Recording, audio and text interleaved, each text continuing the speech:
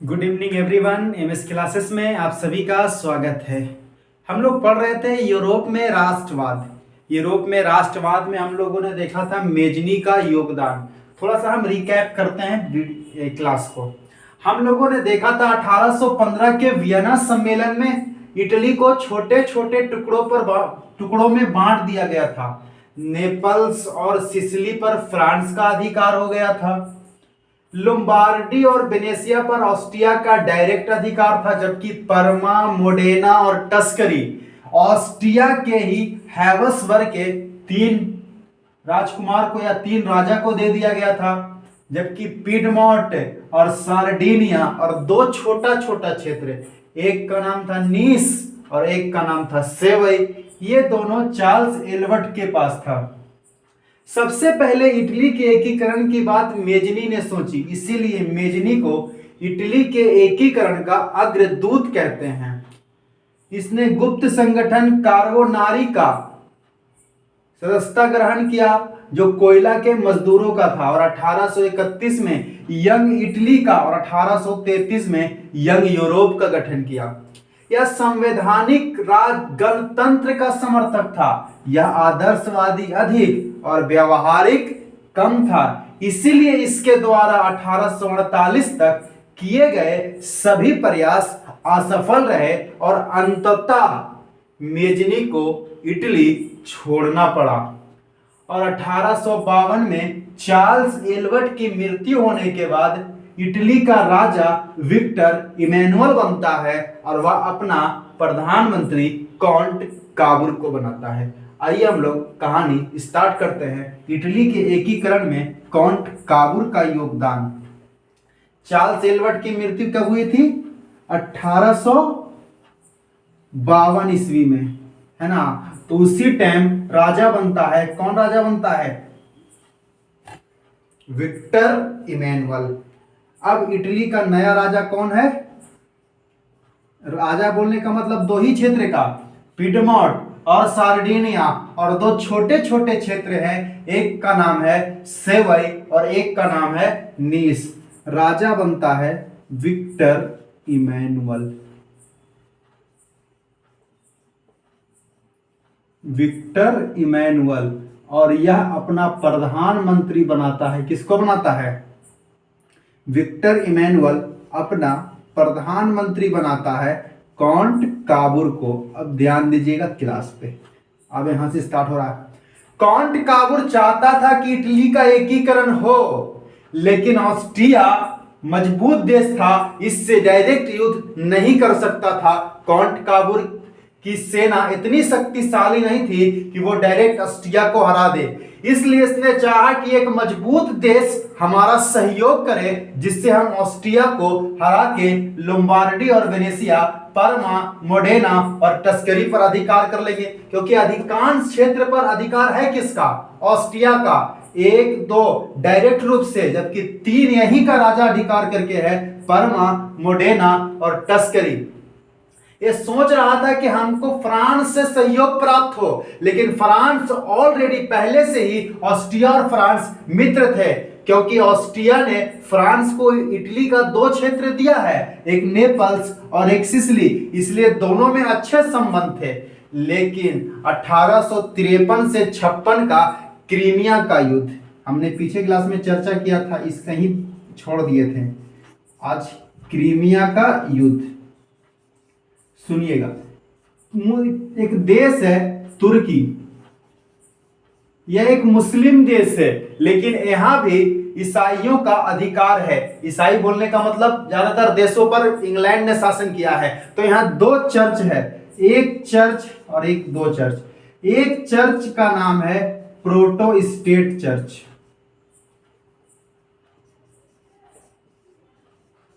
Protestant, और एक है कैथोलिक।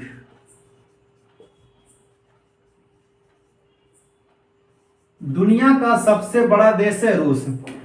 तो प्रोटेस्टेंट चर्च पर रूस का अधिकार था, जबकि कैथोलिक चर्च पर फ्रांस का अधिकार था। लेकिन 1789 की फ्रांसीसी क्रांति द्वारा यहाँ जो फ्रांस की सेना थी वो वापस चली आती है और कैथोलिक चर्च पर भी रूस का अधिकार होता है। लेकिन जब 1848 में फ्रांस का राजा नेपोलियन तृतीय बनता है तो वह पुनः कैथोलिक चर्च में अपना सेना रखने की मांग करता है। रूस कहता है कि अब दोनों चर्च मेरे ही देखभाल में रहेगा और इसी के लिए एक युद्ध होता है, क्रीमिया का युद्ध। एक क्रीमिया का युद्ध 1853 से 1856 तक चलता है। सुनिएगा, युद्ध स्टार्ट हो गया, क्रीमिया का युद्ध, और फ्रांस ने अपनी सेना भेज दिया। फ्रांस के तरफ से युद्ध करने के लिए इंग्लैंड ने भी अपनी सेना भेज दिया और इसी मौके का फायदा उठाकर ऑस्ट्रिया का इटली का प्रधानमंत्री कॉन्ट काबुर ने भी अपनी सेना भेज दिया। 50,000 सेना भेज दिया और एक चिट्ठी लिखा कि हमारे पास अभी इतना ही सेना है, अगर और जरूरत पड़ेगी तो हम और भेजेंगे। यह सुनकर फ्रांस का राजा नेपोलियन तृतीय बहुत खुश हुआ, कहा कि सच्चा मित्र वही है जो संकट के समय काम आए। लेकिन ये तो इसका कूटनीतिज्ञ था, कॉन्ट काबुर तो कूटनीति कर रहा है कि हमको दोस्ती करना है किससे, फ्रांस से। और क्रीमिया का युद्ध फ्रांस जीत जाता है और कैथोलिक चर्च पर फ्रांस का अधिकार हो जाता है। अब फ्रांस जीत की खुशी में एक पार्टी का आयोजन करता है जहां कॉन्ट काबुर को बुलाया जाता है। अब कॉन्ट काबुर के साथ वहां अखबार में अगले दिन न्यूज आती है कि कॉन्ट काबुर ने सहायता किया, इसके वजह से हमने क्रीमिया का युद्ध जीत लिया। अब जब फ्रांस ने कहा कि संकट के समय आपने हमारा साथ दिया है, जब कभी जरूरत पड़े तो मुझे याद कीजिएगा, हम जरूर आपका सपोर्ट करेंगे। और कॉन्ट काबुर ने अब अपनी सेना लेकर के लोम्बार्डी और वेनेसिया पर हमला स्टार्ट कर दिया। किस युद्ध के बाद? क्रीमिया के युद्ध के बाद हमला स्टार्ट कर दिया। इसीलिए कहा जाता है क्रीमिया के कीचड़ में इटली के एकीकरण का फूल खिलेगा। देखिए कैसे खिलता है। हमला कर रहा है, अब ऑस्ट्रिया कोई रिएक्शन नहीं दे रहा है। वो जान रहा है कि अगर हम हमला करेंगे तो फ्रांस इसका सपोर्ट कर देगा और हम हार जाएंगे। लेकिन एक बार हमला किया, दो बार हमला किया, जब बार बार हमला कर रहा था तो ऑस्ट्रिया ने भी हमला स्टार्ट कर दिया। अब दोनों के बीच युद्ध स्टार्ट हो गया। जैसे ऑस्ट्रिया ने हमला किया इटली पे, तब इसने बोला फ्रांस को कि हमारा सपोर्ट कीजिए, ऑस्ट्रिया हमसे युद्ध कर रहा है। अब फ्रांस की सेना इटली के तरफ से ऑस्ट्रिया के विरुद्ध युद्ध करने के लिए आ गई। अब फ्रांस की सेना युद्ध देखते देखते लोम्बार्डी क्षेत्र पर कॉन्ट काबुर का अधिकार हो गया। अगले ही दिन वेनेसिया पर भी अधिकार हो जाता, लेकिन ऑस्ट्रिया के राजा ने फ्रांस से भी सपोर्ट मांगा कि हमने आपका क्या बिगाड़ा, हम दोनों तो दोस्त हैं। और फ्रांस भी आश्वासन देता है और युद्ध को रुकवा देता है। और 1859 में, डेट याद रखिएगा, 1859 में बोला कि ठीक है, लोम्बार्डी पर तो इटली का अधिकार होगा और वेनेसिया पर ऑस्ट्रिया का अधिकार रहेगा। वेनेसिया भी जीत लिया जाता, लेकिन 1859 में एक संधि होती है जिस संधि से इस युद्ध को रोक दिया गया और वो संधि था फ्रैंको विल्ला की संधि। इस संधि के बारे कहा जाता है कि चाय बनकर तैयार थी, पीने वाले थे कि प्याला ही टूट गया। यानी ये जीतने वाले थे कि ये संधि बीच में हो गया। अब ये संधि हो गया तो कॉन्ट काबुर कर रहा है, कॉन्ट काबुर सोच रहा है कि अब क्या करा जाए, क्योंकि एक ही क्षेत्र मिल पाया। तो उसने फ्रांस को बोला कि ठीक है, देखिए परमा, मोडेना और टस्करी, ये तीनों क्षेत्र पर हैवस बर्बन का अधिकार है। अगर ये तीनों क्षेत्र आप मुझे दिलवा देते हैं तो ये दो छोटा क्षेत्र हम आपको गिफ्ट कर देंगे। कौन कौन क्षेत्र? सेवई और नीस। और इसी लालच के चक्कर में फ्रांस ने कहा कि ठीक है, ऑस्ट्रिया को बोला कि यहां जनमत संग्रह होगा। परमा, मोडेना और टस्करी में जनमत संग्रह का मतलब होता है जनता जो चाहेगी वही होगा, और परमा, मोडेना और टस्करी में जनमत संग्रह के द्वारा ये तीनों क्षेत्र को भी इटली में मिला दिया गया। इस प्रकार काउंट काबुर ने अधिकांश इटली का एकीकरण कर दिया। काउंट काबुर के बारे में एक बार सुन लीजिए। काउंट काबुर एक सफल कूटनीतिज्ञ था। काउंट काबुर आदर्शवादी कम था और व्यावहारिक अधिक था। इसने अपने कूटनीति के बल पर पिडमोंट, परमा, मोडेना और टस्करी को इटली में मिलाकर इटली के अधिकांश क्षेत्र का एकीकरण कर दिया। अब लास्ट व्यक्ति है गैरीबाल्डी। ये तीसरा है।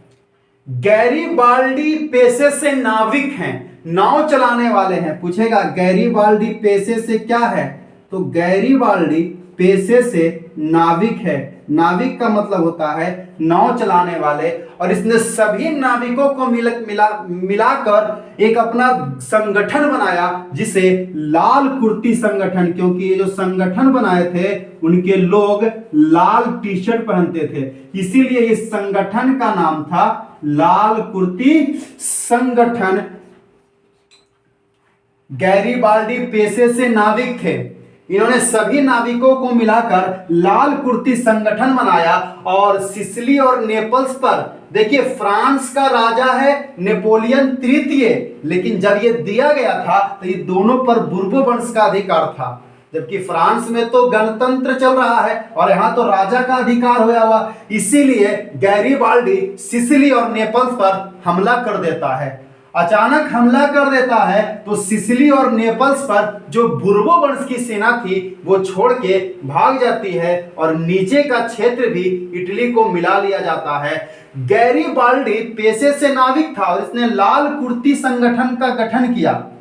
इस गैरीबाल्डी ने अपने सभी नाविकों को मिलाकर दक्षिणी भाग के एकीकरण पूरा किया, इसीलिए गैरीबाल्डी को इटली के एकीकरण का तलवार कहते हैं। ये क्वेश्चन एग्जाम में पूछता है, इटली के एकीकरण का तलवार किसे कहते हैं, तो गैरीबाल्डी को कहते हैं, क्योंकि इसने अपना जो नाव चलाने का होता है उसी को तलवार के रूप में लेकर यूज किया, और दक्षिणी भाग नेपल्स और सिसिली को जीतकर लगभग इटली का एकीकरण कर दिया।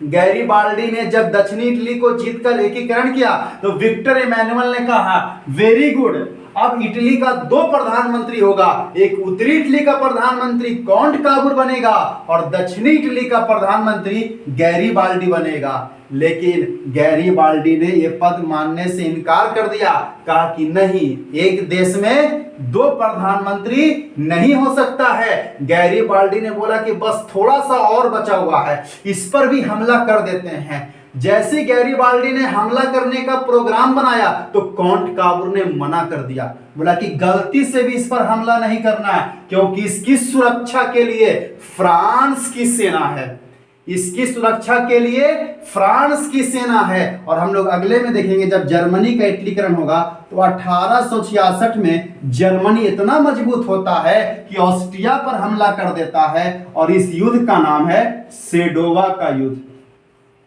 सेडोवा का युद्ध, सेडोवा का युद्ध।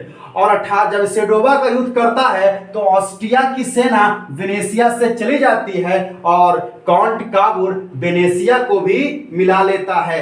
फिर ऑस्ट्रिया 1870 में जर्मनी 1870 में फ्रांस पर हमला करता है, और ये एक युद्ध होता है सेडोन का युद्ध।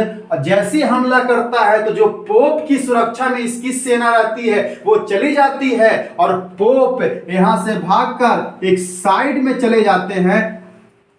ये पूरा क्षेत्र सभी का सभी इटली के अधिकार में हो जाता है, और काउंट काबुर और गैरीबाल्डी दोनों ने मिलकर पूरे इटली का एकीकरण कर दिया। अब यही दुनिया का सबसे छोटा देश जो आज भी है, इसी देश का नाम है वेटिकन सिटी।